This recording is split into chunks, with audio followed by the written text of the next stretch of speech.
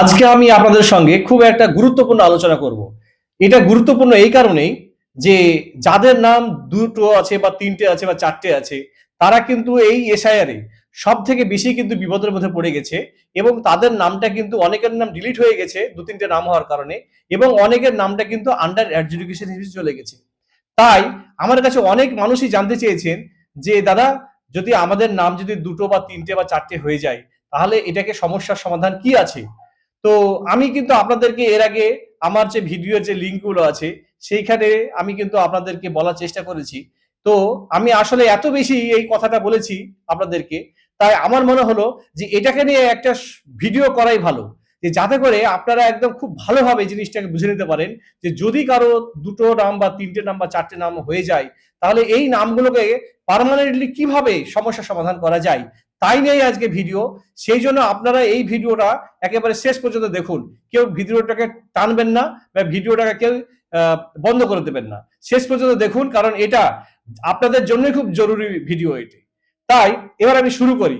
সেটা হলো, যেমন ধরুন, একজন মুসলিম মহিলা আমাকে ফোন করে বললেন যে, "উকিল বাবু, আমার নাম সোনালী খাতুন ছিল বিয়ের আগে। তো স্কুলের অ্যাডমিট কার্ডে আছে সোনালী খাতুন।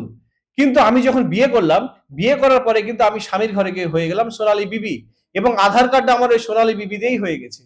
তো তাহলে এই ক্ষেত্রে কিন্তু কি হলো, সোনালীর ক্ষেত্রে দুটো কিন্তু নাম হয়ে গেল। স্বামীর ঘরে যখন আসলো তখন হয়ে গেল সোনালী বিবি আধার কার্ডে এবং বাবার বাড়িতে যখন ছিল তখন অ্যাডমিট কার্ডে হয়ে গেল সোনালী খাতুন। তাহলে দেখুন, আইনের চোখে কিন্তু এ কিন্তু দুটো ব্যক্তি হয়ে গেল।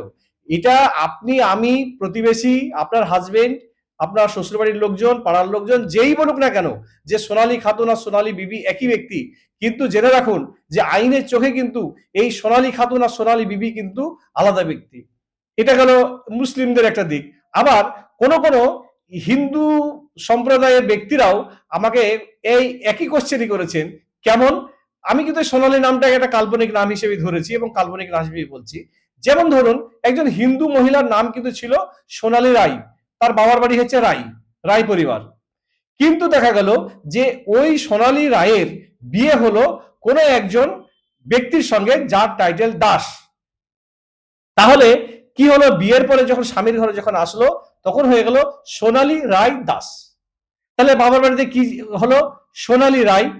আর যখন শ্বশুর বাড়িতে যখন স্বামীর ঘরে আসলো তখন হয়ে গেল সোনালী রায় দাস। তো একই একই কথাই বললাম, আগে যেমন আমি বললাম, এটাও কিন্তু একই কথাই হলো যে আগের ক্ষেত্রে যেমন হয়েছিল, সেই মুসলিম মহিলার ক্ষেত্রে যেমন হলো যে সোনালী খাতুন আর বিয়ের পরে হয়ে গেল সোনালী বিবি, দুই ব্যক্তি হয়ে গেল।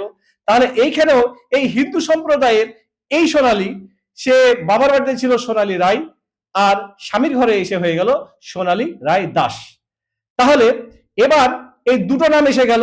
তা আমি আগেই যেটা বললাম যে সেটা হচ্ছে যে আপনার পাড়া প্রতিবেশী বা লোকজন আপনাকে যেটাই বলুক না কেন যে সোনালী রায় বা সোনালী রায় দাস একই ব্যক্তি, কিন্তু দেখুন আইনের চোখে কিন্তু তারা কিন্তু আলাদা।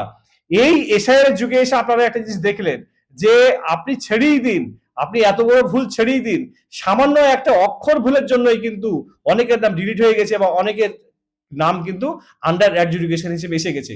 সুতরাং দেখুন, আজকের আজকের এই সমাজে বা আজকের এই দুনিয়াতে বা আজকের এই সময়ে কিন্তু এই নাম মিসম্যাচ করাটা কিন্তু একটা বিরাট ব্যাপার।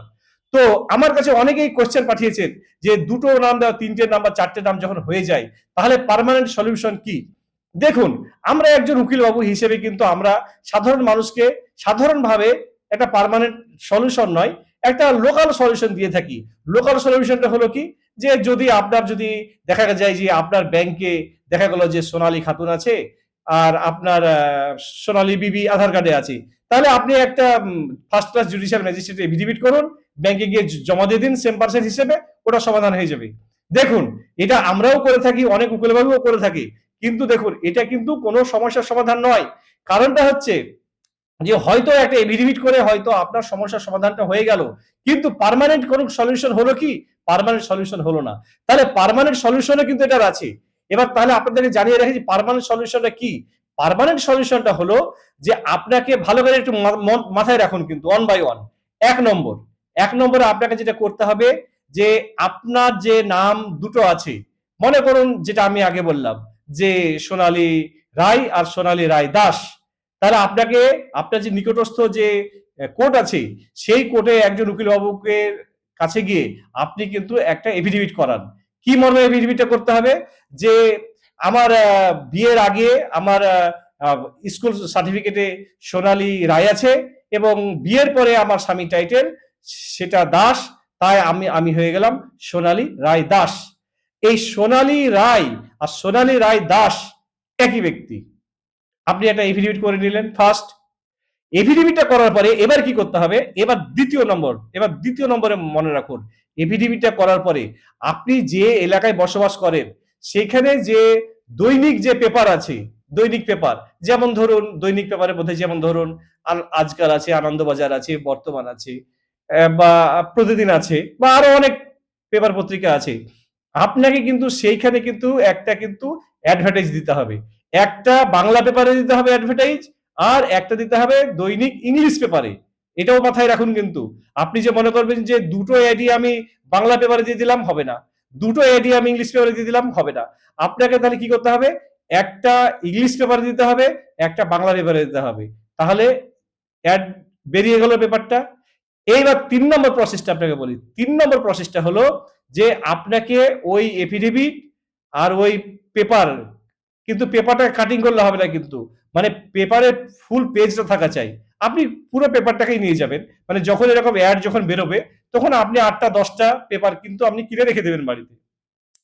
এইবার দুটো পেপার, এই আর হচ্ছে আপনার জুডিশিয়াল এফিডেভিট, এই দুটোকে নিয়ে আপনাকে যেতে হবে কোথায়?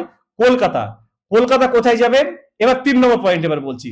3 নম্বর পয়েন্ট হলো যে কলকাতাতে একটা গেজেট অফিস বলে একটা অফিস আছে, গেজেট অফিস। গেজেট অফিস এবং অফিসের ঠিকানাটাও আপনাদের জানিয়ে রাখছি যে কলকাতায় যে ব্যাংশাল কোর্ট আছে, কলকাতায় ব্যাংশাল কোর্টের পাশে আছে গেজেট অফিস। এই গেজেট অফিসটা কি? এই গেজেট অফিসটা হচ্ছে যে আপনি ওই গেজেট অফিসে যাবেন, গিয়ে বলবেন, সেই অফিসারকে গিয়ে বলবেন যে এইরকম আমার নাম 2-3টা নাম হয়ে গেছে, তার জন্য আমি জুডিশিয়াল ম্যাজিস্ট্রেট এফিডেভিট করেছি এবং একটা ইংলিশ পেপারে দিয়েছি, একটা বাংলা পেপারে দিয়েছি, এই হলো সেই পেপার, আপনি আমাকে গেজেট করিয়ে দিন। এইবার এই গেজেট অফিসটা হলো, আপনাদের একটুখানি বলে রাখি তাহলে সুবিধা হবে, যে ডাব্লিউবিসিএস পরীক্ষায় পাশ করার পরে আমরা বলি না যে যারা বিডিও হয় বা ওই র্যাঙ্কে যারা পাশ করে ডাব্লিউবিসিএস, তারাকে আমরা গেজেটেড অফিসার বলি, মনে আছে তো আপনাদের? আমরা বলি না যে একজন বিডিও হচ্ছে গেজেটেড অফিসার। তো সেই গেজেট, মানে ওই গেজেটেই কিন্তু একজন বিডিও যখন বিডিও হয় বা ডাব্লিউবিসিএস অফিসার হয়, তখন কিন্তু ওই গেজেটেই কিন্তু বেরোয় তার নাম ঠিকানা দিয়ে যে এই ব্যক্তি এই ডাব্লিউবিসিএস পাস করেছে। ওই ওই সেখান থেকে গেজেটেড অফিসারটা হয়। আর পাশাপাশি আপনাদেরকে আরো একটা কথা জানিয়ে রাখি যে আমরা যারা উকিল, আমরা যারা ওকালতি পাস করেছি, ওকালতি পাস করার পরে আমরা যারা এনরোলমেন্ট করেছি, আমাদেরকেও কিন্তু গেজেট করতেই হয়েছে, ওই একই গেজেট করতে হয়েছে। সেই ক্ষেত্রে একটা ফিস জমা দিয়ে একটা গেজেট করতে হয়েছে। তো আমি যখন আজ থেকে 23 বছর আগে যখন উকিল হই, তখন আমার ওই গেজেট করতে তখন সম্ভবত ওই ধরুন 150 টাকা বা 200 টাকা দিয়েছিল, আজ থেকে 23 বছর আগে। তো এখন আমি খোঁজ খবর নিয়ে দেখলাম যে এখন এই গেজেটের চার্জটা এখন হয়েছে 1100 থেকে 2000 টাকা। এইবার আপনাকে কিন্তু ওই গেজেট করার জন্য ওই যে অফিসাররা আছেন, তারা কিন্তু আপনার কাছে কিন্তু আরো দুটো আইটেম চাইবেন। 1 নম্বরে এফিডেভিট দিলেন, 2 নম্বরে আপনি কি দিলেন? ওই পেপার দুটো দিলেন, একটা ইংলিশ পেপার, একটা বাংলা পেপার। 3 নম্বরে আপনাকে দিতে হবে আধার কার্ড, মানে অ্যাড্রেস প্রুফ হিসেবে আধার কার্ড, ভোটার কার্ড, এগুলো সাথে করে নিয়ে যাবেন, অরিজিনাল নিয়ে যাবেন, জেরক্সও দিয়ে যাবেন। আর সাথে দিতে হবে 2 copy passport size photo, 2 copy. এগুলো আপনাকে জমা করতে হবে। জমা করার পরে কিন্তু এবার সেইখানে কিন্তু ওরা একটা ফিস দেবে। সেই ফিসটা আমি একেবারে এই মুহূর্তে অ্যাকুরেট জানি না, তবে যেটা খোঁজ নিয়েছি 1100 টাকা থেকে 2000 টাকার মধ্যে কিন্তু ফিসটা তারা জমা করবে। জমা করার পরে কিন্তু ওরা কিন্তু আপনার কাছ থেকে যে টাকাটা নেবে, সেই টাকাটা কিন্তু এটা রিসিপ্ট দেবে।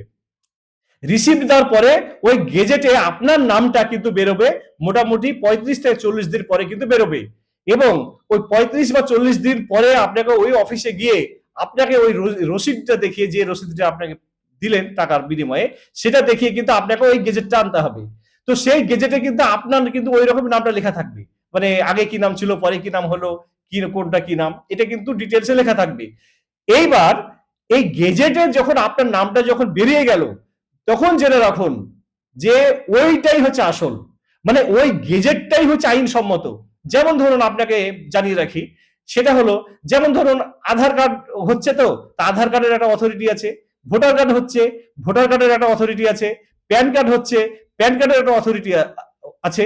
তেমনি আপনি যখন নামকে যখন চেঞ্জ করলেন, ওই নামটাকে চেঞ্জ করলেন, সেটার এই চেঞ্জের মানে চেঞ্জ করলেন, তো এই চেঞ্জের যে রেজিস্ট্রেশন, এই রেজিস্ট্রেশন অথরিটি হচ্ছে ওই গেজেট অফিস।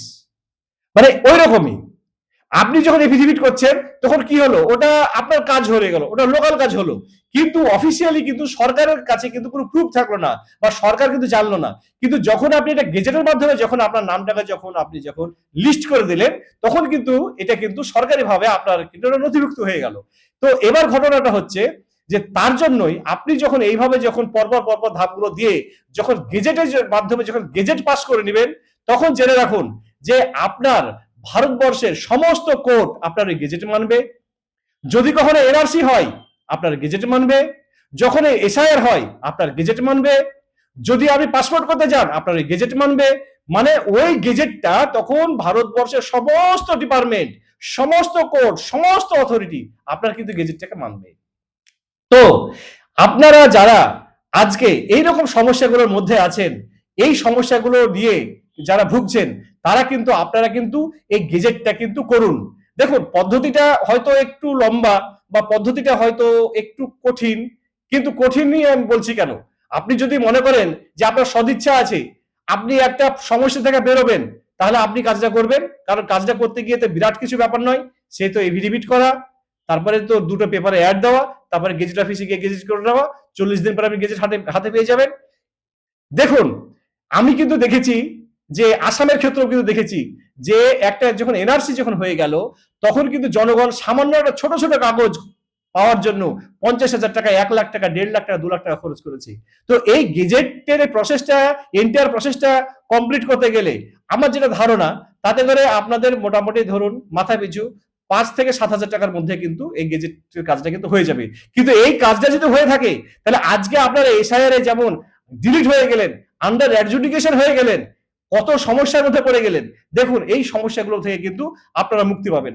আর পাশাপাশি লাস্টলি আমি জানিয়ে রাখি যে আমার এই ভিডিওটা কিন্তু এখনো পর্যন্ত পশ্চিমবঙ্গের মধ্যে সব থেকে ইউনিক ভিডিও, এবং এই ভিডিওটা এখনো পর্যন্ত পশ্চিমবঙ্গে কোনো ব্যক্তি, কোনো প্রতিষ্ঠান কেউ করতে পারেনি। তাই আপনাদেরকে আমি জানিয়ে রাখি, বা আপনাদের কাছে আমি একটা রিকোয়েস্টই রাখলাম যে আমার এই ভিডিওটা আপনারা বেশি বেশি করে শেয়ার করুন, যাতে করে জনগণের কাছে পৌঁছে যায়, এবং জনগণ যাতে করে আমার এই যে পরপর পরপর যে আইনে যে ধাপগুলো আছে, যে নিয়মগুলো আছে, সেগুলো যেন জনগণ যেন খুব সহজেই বুঝতে পারে। তাই এই রিকোয়েস্টটা আপনাদের কাছে করলাম।